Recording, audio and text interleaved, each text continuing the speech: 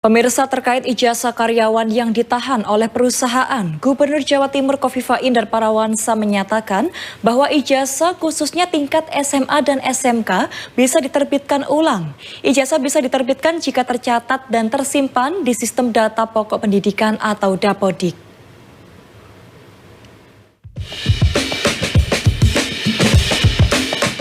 Gubernur Jawa Timur Kofifah Indar Parawansa berkomentar tentang permasalahan ijazah karyawan yang ditahan oleh perusahaan. Menurut Kofifah, masalah ini telah dikoordinasikan dengan sejumlah pihak, termasuk Dinas Pendidikan Provinsi Jawa Timur. Hasilnya, ijazah khususnya tingkat SMA dan SMK dapat diterbitkan ulang. Penerbitan ijazah dan pencetakan ulang bisa dilakukan jika data tersimpan di sistem Dapodik, bahkan termasuk sekolah yang telah ditutup.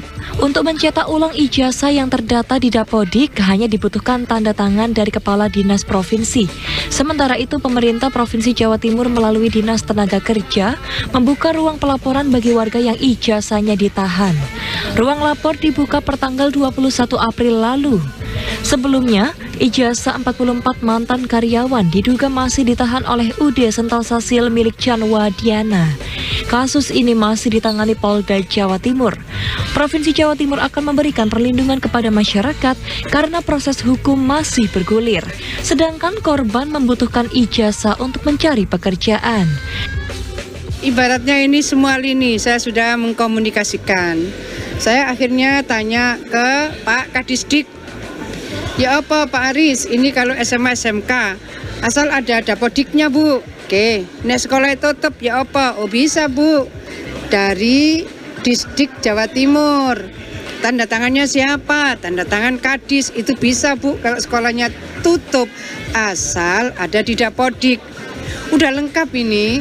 Sampai akhirnya saya mengkomunikasikan data ini ya apa? Data yang di posko kota itu kan nggak detail. Maka kemudian tanggal 21 kemarin, tanggal 21 baru Disnaker Jawa Timur membuka ruang untuk pelaporan, bukan pengaduan sifatnya.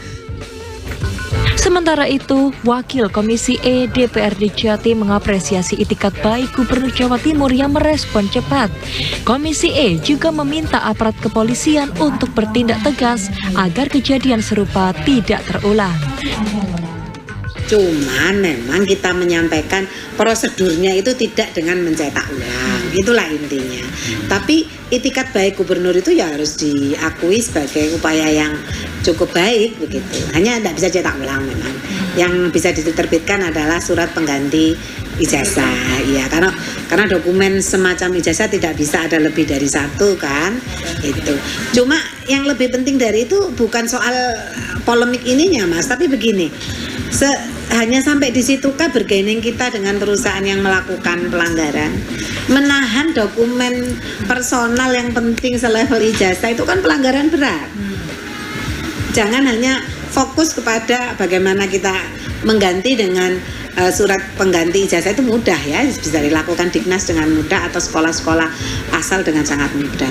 Justru yang harus dikaji banyak oleh Pemprov ini adalah kok masih ada ya perusahaan yang melakukan gaya kayak gitu. Sekalipun ownernya bilang itu HRD-nya dan HR-nya resign, itu tidak masuk akal, tetap harus diurus itu. Jangan jadi presiden buruk. Bagi sekolah yang masih menahan ijazah dengan alasan tertentu, dipastikan tidak berasal dari sekolah negeri. Sebagian ijazah yang diambil karena memiliki tunggakan biaya sekolah. Ayul Adim, JTV.